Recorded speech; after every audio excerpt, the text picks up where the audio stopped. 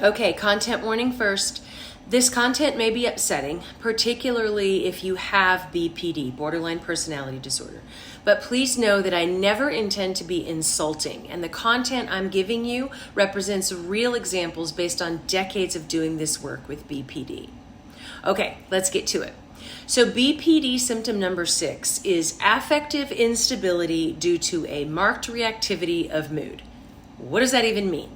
Okay, so affect, emotion, and feeling are interchangeable terms. So emotional stability refers to your ability to tolerate distress and keep your composure in the face of adversity, tension, conflict, change. It means there's generally consistency and predictability across your emotional reactions, and you don't display a lot of rapid mood changes. It's not 100% of the time, no one's perfect, but it means you're not easily triggered, and you tend to respond with a balance of emotion and rational thought most of the time. It means you're generally calm and in control of your emotions. So for example, you calmly face and accept reality. You recover relatively quickly after an adverse experience, right? So affective instability then is defined as repeated, rapid, and abrupt shifts in your mood. So examples might be intense sadness, anxiety, irritability. Now, reactivity of mood refers to mood that's reactive or changes in response to actual or potential events, whether positive or negative. Now, like most things, reactivity and episodic emotions run on a continuum. Our emotional expression ranges from adaptive to reactive. To be clear, our emotional responses to things in our surroundings are not abnormal in and of themselves. We should have emotion and respond. But with this BPD criterion, it's a matter of degree or intensity, frequency, and rapidity of the changes. Now, the episodes of emotional intensity in BPD usually last a few hours and rarely more than a few days. That's what's different from bipolar disorder. Now, some people, though, with BPD can experience emotional shifts within minutes or even seconds, depending on triggers in their environment. Through no fault of their own, people with BPD are very sensitive souls, very reactive to things going on around them, largely due to information processing errors that lead to negative automatic thoughts, such as personalization and black and white thinking. Problems with both tolerating intense emotions and regulating their own emotional responses means that people with BPD are more likely to experience extreme emotions. It makes sense. Now, in my opinion, reactivity brought on by emotional dysregulation is one of the biggest challenges of BPD. The good news is that it's one of the most treatable as well.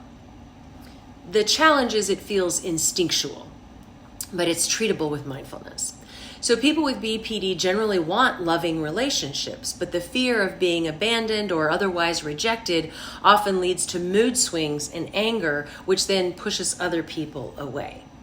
This feature of BPD often gets better with age, but that's not always the case. So how does this manifest? Well, as I mentioned a bit ago, you may find that your feelings or mood shifts dramatically within days, hours, minutes, or even seconds sometimes based on what's going on around you and how you're triggered or provoked. You may feel happy and energetic one minute, but then someone makes a comment or something doesn't go as planned or as you wanted, and you experience this sudden or even drastic, overwhelming change in your mood.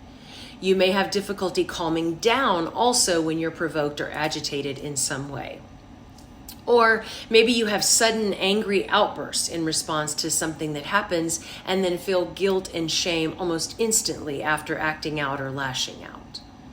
Other examples include extreme anxiety or depression that manifests in physical ways or intense fear of criticism and rejection. Some people with BPD are overly empathic, deeply feeling the experiences and emotions of others, while some have significant issues with empathy, which means they have a hard time putting themselves in other people's shoes and imagining what they might think or feel because they're so caught up in their own emotionality.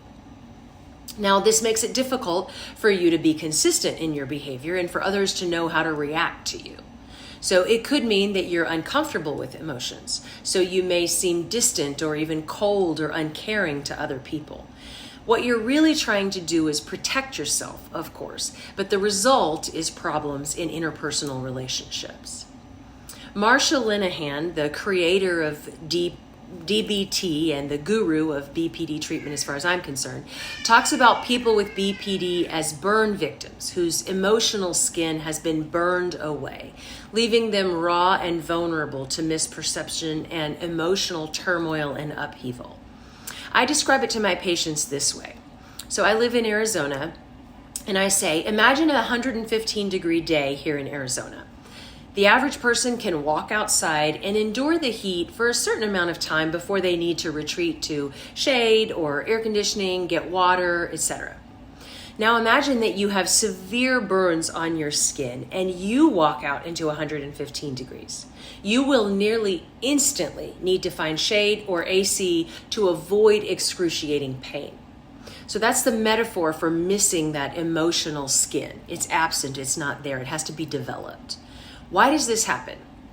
Well, as I mentioned, erroneous information processing results in a slew of negative automatic thoughts that come from underlying self-limiting beliefs. There are over a dozen types of negative automatic thoughts.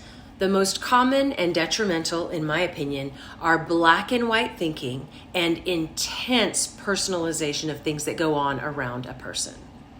These things beget other things like defensiveness, shut down, lashing out, and so on as coping skills for these experiences. This is actually my favorite piece of DBT work and what most of my online trainings are built around. I'll link those in the comments for anybody who's interested. I find it incredibly rewarding to watch someone's brain shift into entirely new ways of thinking and being rewired, which then begets totally different feelings and behaviors that lead them to a much happier and more fulfilled life. You can absolutely change your information processing and adjust the way things occur to you.